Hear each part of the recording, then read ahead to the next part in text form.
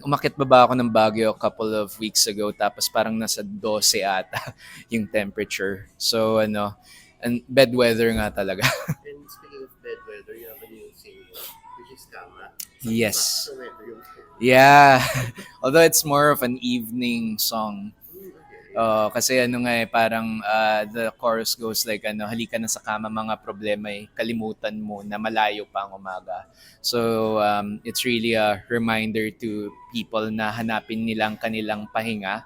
I really wrote it as a love song talaga na parang playing around with yung reality as somebody na palaging busy, nagtatrabaho. I mean like the realities of like being in the workforce culture, mga ganun.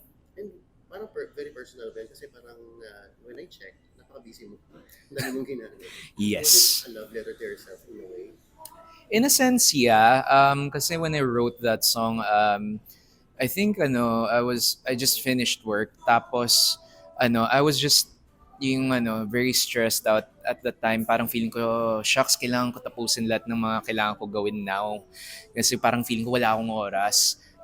But then I decided sometimes kasi the way I process things is I try to write a song not for the sake of releasing a next song, but just to process my thoughts.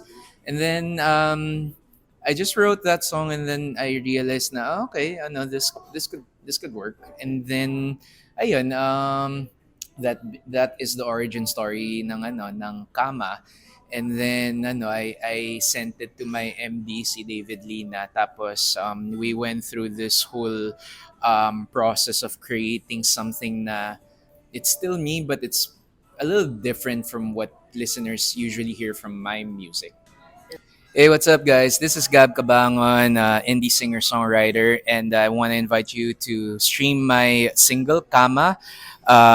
Ito ay isang anthem para sa mga naghahanap ng kanilang pahinga.